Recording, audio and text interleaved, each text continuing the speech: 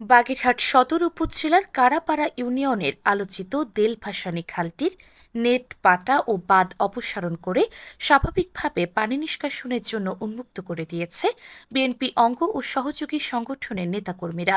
রবিবার ১৯ জুলাই সকালে জেলা যুবদল নেতা শেখ সাইফুজ্জামান মনা স্থানীয় গণ্যমান্য জনপ্রতিনিধি সহ বিভিন্ন শ্রেণী পেশার মানুষকে সাথে নিয়ে জনস্বার্থে এই খালটি উন্মুক্ত করে দেন। এর আগে গত ৪ জুলাই বাগেরহাট ২ আসনের সংসদ সদস্য শেখ মঞ্জুরুল হক রাহাত এবং বাগেরহাটের জেলা প্রশাসক গোলাম মোহাম্মদ বাতেন খালটি উন্মুক্ত করার জন্য খালটির মুখে ওয়াপদা এলাকায় অবস্থান করেন। এ সময় জানতে পারেন এলাকার শতাধিক ব্যক্তি ওই খালের সামনে নেট পাটা দিয়ে মৎস্য চাষ করছে। সেখানে উভয় পক্ষের আলোচনা শেষে মানবিক কারণে মাছ ধরে নেওয়ার জন্য ২০ জুলাই পর্যন্ত সময় দিয়ে ফিরে আসেন সংসদ সদস্য ও বাগেরহাটের জেলা প্রশাসক।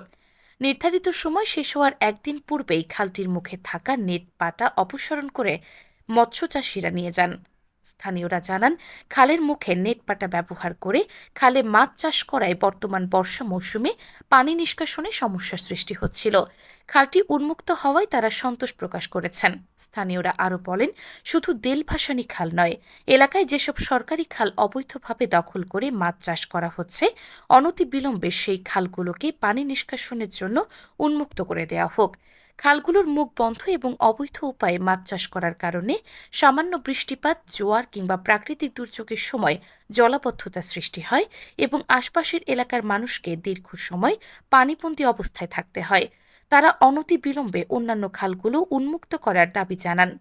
যুবদল নেতা সাইফুজ্জামান মনা বলেন, বর্তমান রাষ্ট্রনায়ক তারেক রহমান খাল কাটা কর্মসূচি গ্রহণ করেছেন। আমরা বিএনপি যুবদল ছাত্রদলের কোনো কর্মী এলাকার কোনো খাল দখল করে অবৈধ উপায়ে মাছ চাষ করুক তা আমরা চাই না।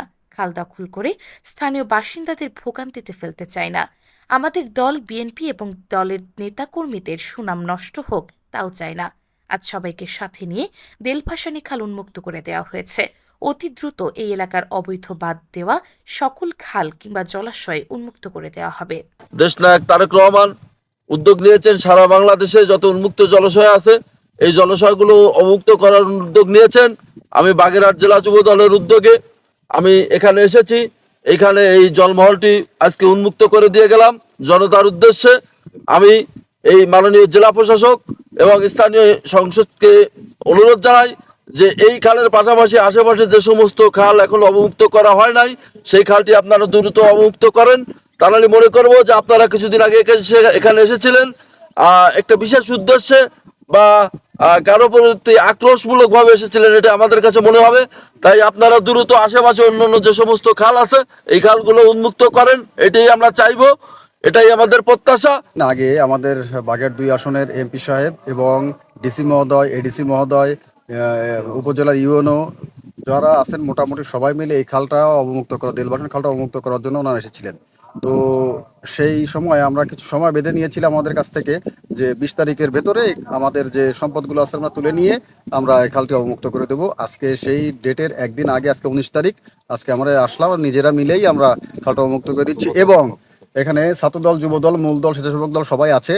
আর আমাদের একটাই প্রত্যাশা থাকবে, এই দেলভাসান খালটির পর এত আক্রোশ দেখিয়ে ওনারা অবমুক্ত করতে এসেছিলেন, কিন্তু আশপাশে যত খাল আছে, সরকারি খাল বা যেগুলো আছে বা জলাশয়, এগুলো যেন অবমুক্ত করা হয় সেই আশায় ব্যক্ত। দিন আগে আমাদের স্থানীয় এমপি মহোদয়, ডিসি মহোদয়, ইউনো মহোদয় ওনারা আসছিলেন দেলভাসান খালটা অবমুক্ত করার জন্য।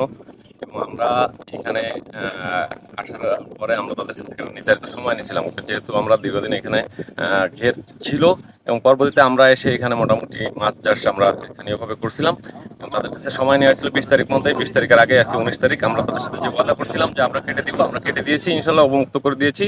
তবে আমাদের এর পাশাপাশি আমাদের এমপি মহোদয়, ডিসি মহোদয়ের কাছে জোর দাবি, বাগেরহাট ২ আসনে যতগুলো রেকর্ডের খাল আছে যেগুলো বদ্ধ, এই খালগুলো যেন তারা অবমুক্ত করে জনসাধারণের জন্য উন্মুক্ত করে দেয়। এই দাবি বা প্রত্যাশা আমাদের সবারই।